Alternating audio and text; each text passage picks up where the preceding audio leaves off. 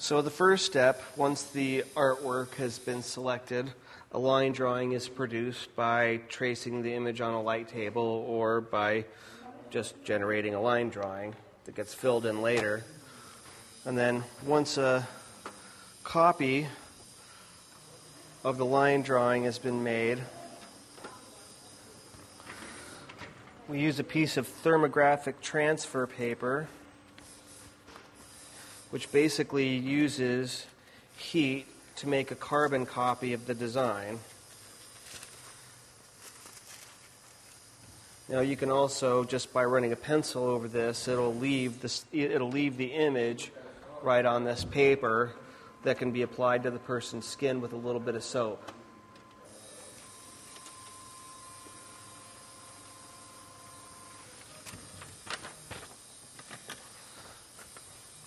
So once we've copied the design,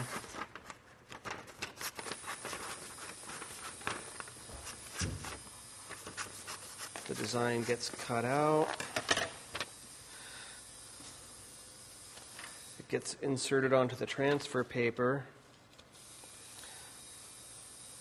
and put through this machine that shines an intense light on it and transfers the Xerox copy. Once we've transferred the design onto the transfer paper, we just cut it out and we're ready to go. Once we've cleaned and shaved the area, on the soapy area, we can just lay this right down on the clean skin.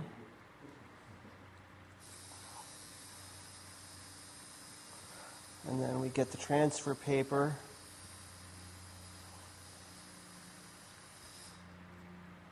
wet a little bit with the soapy water.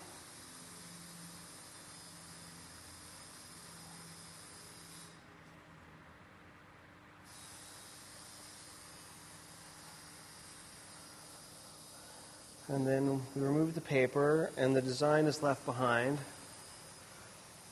And after it dries for a minute, basically, as you're tattooing it, you'll be able to wipe it, and the design will still be there a little bit, so you won't lose your design. So the process of tattooing, or when you're giving a tattoo, basically what's happening with electric tattooing is the needles are making a superficial abrasion, and the tips of the needles deposit a little bit of the material that make the tattoo right on the layer of tissue that retain the pigment, which is just underneath the epidermis. The tattoo machine basically sands more than it stabs, so it's not actually injecting any of the ink underneath the person's skin. That's what makes the tattoo retain its shape and clarity and all that, whereas if that layer of connective tissue is compromised, that color will get carried out underneath the skin and make what's called a blowout. So it doesn't actually stab anything in there, even though it is needles kind of doing a poking action or vibrating like a sewing machine. It's sanding more than it is stabbing. So with this design, it's basically a cut and fill style design. On the interior of the line work is basically filling in solid fields of black. So basically the motion of the machine pulls a little bit of the ink up into the tube, and then as he sets the needle group down onto the skin and hits the foot pedal, the motion of the needle moving back and forth, the same motion that picked up the ink, basically lays down a little bit of the ink on the skin as the needles move through the skin. And what he's doing now, as opposed to shading, basically he's saturating the area with the ink as opposed to making a gradation in tone by varying his hand pressure and hand motion. Okay, so big work like this doesn't usually happen in one sitting, 2 sittings. It takes multiple sittings.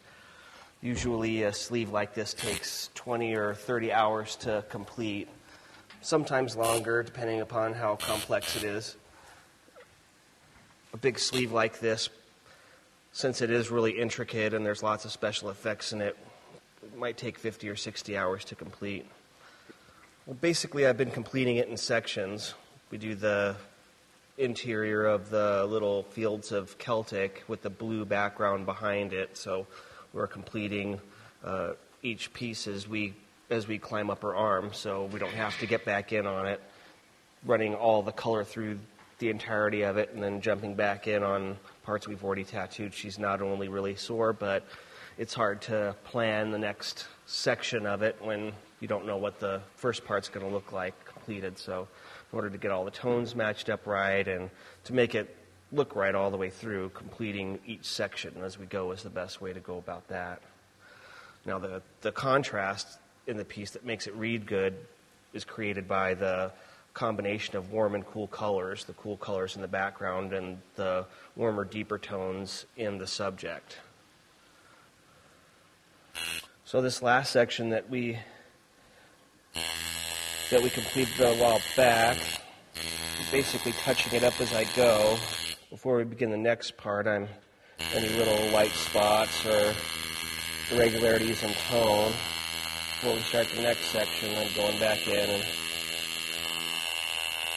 touching in little pockets of black here. Sometimes when you're doing lots of layers of shading and color and all that stuff, it takes a little bit longer to heal, and the longer it takes to heal, the longer the person's immune system is working on it, and their immune system will recognize anything that's not of the body and break it down a little bit. So after you've received the tattoo, typically there's going to be some sort of aftercare instruction that the artist will give you. The aftercare sometimes on a little aftercare sheet like this or on the back of a card or something. And typically it gives you some basic rules, do's and don'ts, of what to do with your tattoo initially while it's healing.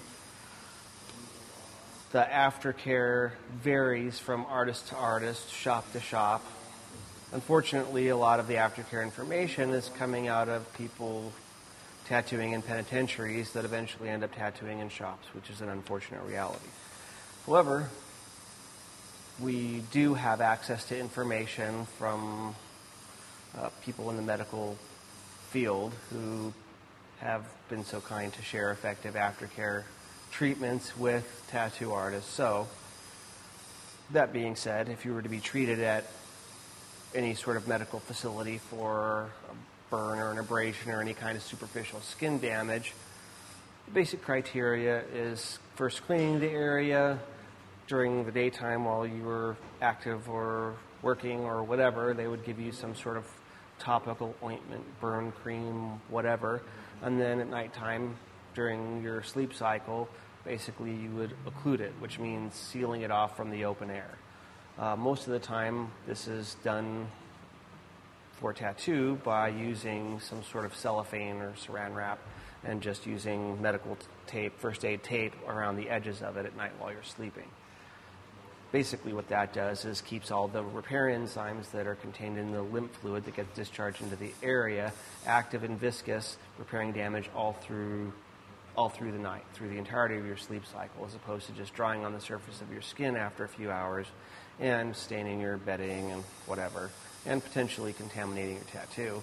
It's protected all through the night, and you basically end up with a faster healing, better looking tattoo. So the occluding part is really important. Cleanliness during the daytime. After you take the saran wrap off of it at nighttime, it's going to be really gooey from all that lymph fluid that gets discharged into the area. You wash that off thoroughly, and using some sort of mild antibacterial soap is good. Something that's in a pump container as opposed to a bar soaps, because bar soaps can harbor bacteria from hand and body washing. Some sort of liquid antibacterial soap in a pump container is preferable. So after you've cleaned it, applying a light coat of some sort of topical cream or lotion And then during the daytime, you want to avoid direct sunlight. While the tattoo is fresh, you don't have any protection from ultraviolet light where the tattoo is fresh. So it's not only damaging your tattoo, but it's damaging the layers of tissue underneath your skin. After about 3 or 4 days, typically it'll peel like a heavy sunburn. And usually you want to avoid scratching or picking at that, just letting that fall off naturally. Reapplying the lotion will help ease some of the itchiness and help reduce some of the flakiness to it. So after about 3 days, 4 days, whenever that peeling starts, you can stop occluding it at night and then just put lotion on it during the day and continue to keep it clean.